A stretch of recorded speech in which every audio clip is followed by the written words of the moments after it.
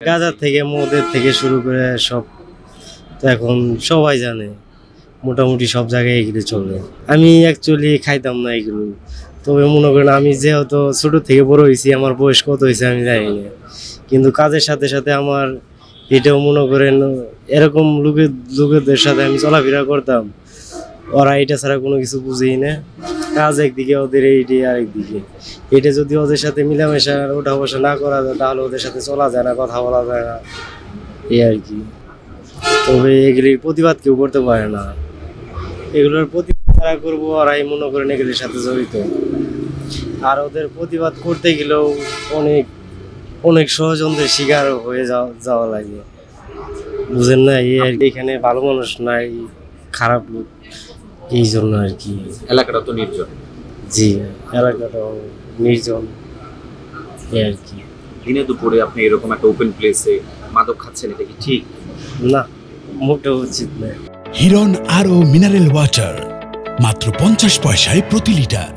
কিন্তু এখন বর্তমান যে সময়টা, আমার যে পরিস্থিতি, ঠিক আছে, আমি খুব খারাপ অবস্থায় আছি। শুধু আমি আছি তা বলতে না, একজনের সমস্যা না, আবার একজনের সমস্যা পুরো ফ্যামিলির সমস্যা। এটা কতজনে কি বুঝতে পারে জানি না, ঠিক আছে। আমার বাড়ি জামালপুর জেলা শৈশবাড়ি থানা। আচ্ছা, মানে ওপেনলি যে মাদকটা খাচ্ছেন, জি। ঠিক করতেছেন?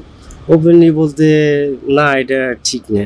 ওপেন তো আমি খাই না, আমি ওপেনে করতাম না। হয়তো আপনি যেভাবে অন্য জায়গায় যদি আমি এটা হাতে নেওয়াই ভালো না, আমি অ্যাকচুয়ালি যেটা মনে করুন, হাতে নেওয়া ভালো না। কিন্তু বিভিন্ন পরিস্থিতি শিকারে পড়ে দেখা গেছে, আমি তো সব কিছু বুঝে শুনে নিতেছি, কিন্তু অনেক পোলাপান এইটা শুধু এইটার জন্যই পাগল, অনেক কিছু।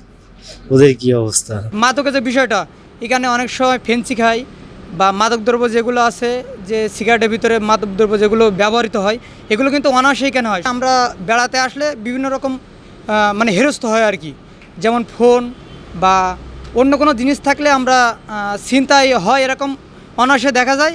তারপরে আমরা যে সবসময় চলাচল করি, আর এটা একটা চলাচলের মাধ্যম, যে দক্ষিণবঙ্গ উত্তরবঙ্গের একটা সেন্টার জায়গা হলো হাইটেক সিটি। আর এখানে ট্রেন আগে থামতো, এখন থামে না বর্তমানে, আসলে কাজটা অফ হয়ে গেছে। তো আমরা দিনে বা রাতে সবসময় দেখি এখানে মাদকের একটা আঁকড়া হয়ে দাঁড়িয়েছে। আর দাঁড়ানোর মেন কারণ এখানে সরকারের কোনো চোখ নেই, কোনো লোক নেই, যার কারণে আইনের কোনো ব্যবস্থা নেওয়া হয় না।